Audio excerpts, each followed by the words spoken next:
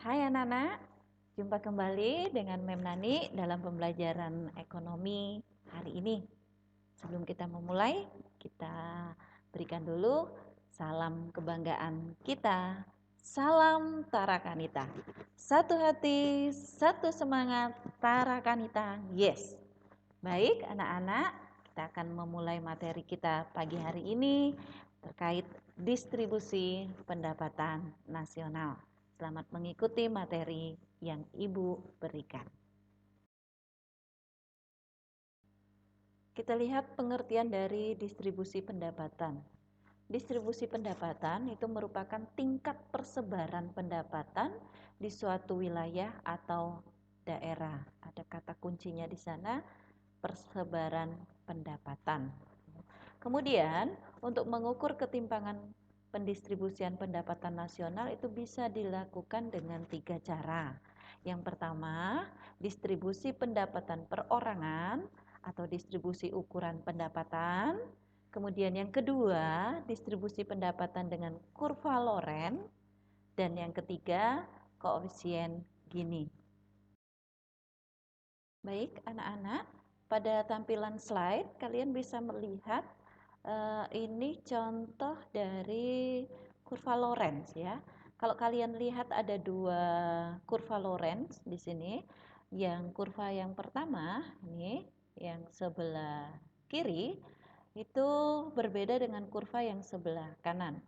Untuk yang sebelah kiri distribusi pendapatannya relatif merata. Mengapa? Kalau kalian lihat lengkungannya itu lebih kecil dibanding dengan kurva Lorenz yang kedua, yang di sebelah kanan ya. Ini adalah garis pemerataan. Jadi kalau seandainya lengkungannya itu lebih mendekati ke garis pemerataan, maka distribusi pendapatannya relatif lebih merata. Kalau kalian lihat yang di sebelah kanan itu lengkungannya itu lebih jauh daripada garis pemerataan, maka distribusi pendapatan yang terjadi itu relatif tidak merata ya. Ini untuk kurva Lorenz. Nah, bagaimana cara melihat dengan koefisien Gini? Untuk koefisien Gini kita ambil contoh di sini ya. Koefisien Gini dihitung dengan cara bidang A yang diarsir itu dibagi dengan bidang B, C, D. Jadi bidang yang diarsir ya, A ini luasnya harus dibagi dengan bidang B, C, D. Jadi segitiga ini. Nah, ini cara menghitung koefisien Gini. Nanti kalau hasilnya kecil, maka dia mendekati merata ya, pendapatan nasionalnya berarti merata. Tetapi ketika koefisien Gininya besar berarti sebaliknya ya, pendapatan nasional tidak merata. Ini untuk koefisien Gini.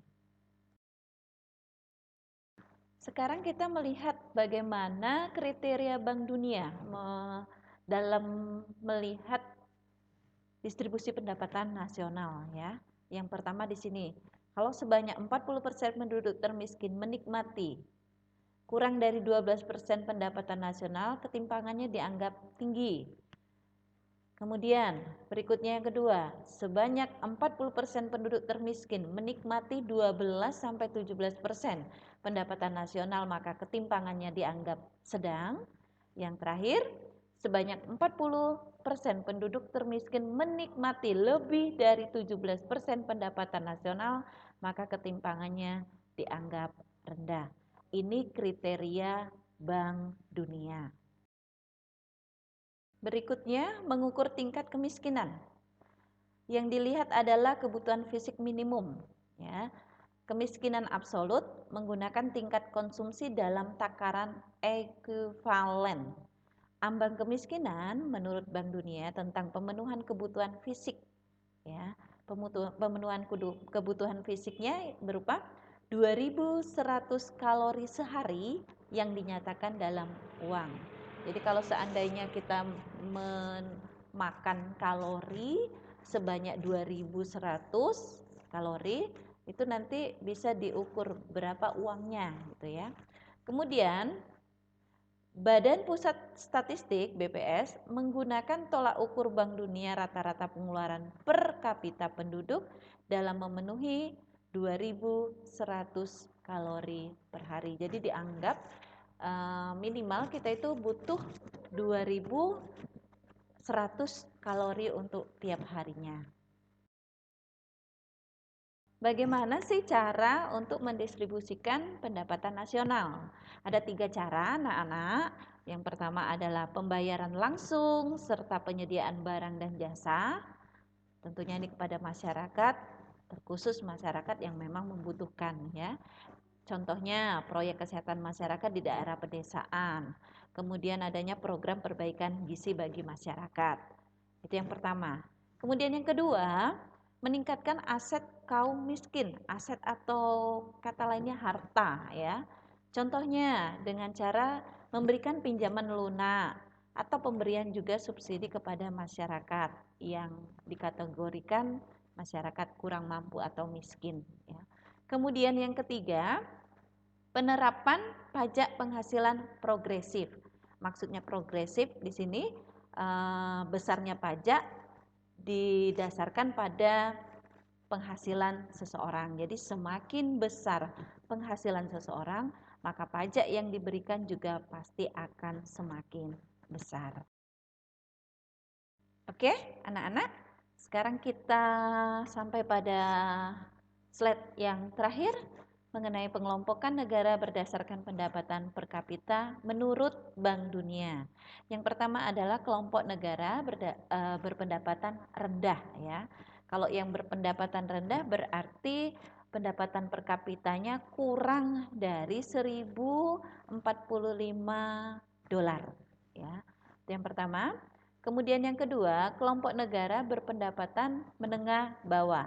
Kalau yang menengah bawah berarti pendapatan per kapitanya antara 1046 dolar sampai dengan 4125 dolar. Sedangkan yang ketiga, kelompok negara berpendapatan menengah tinggi, pendapatan per kapitanya antara 4126 dolar sampai dengan 12.736 dolar. Yang terakhir, kelompok negara berpendapatan tinggi, berarti pendapatan per kapitanya lebih dari 12.736 dolar. Ya, nanti bisa kalian lihat di buku paket halaman 20. Baik, anak-anak, demikian tadi penjelasan Mem Nani mengenai materi distribusi pendapatan nasional. Mem Nani berharap kalian lebih bisa memahami dan tetap semangat dalam mengikuti materi berikutnya. Selamat siang dan terima kasih. Bye-bye.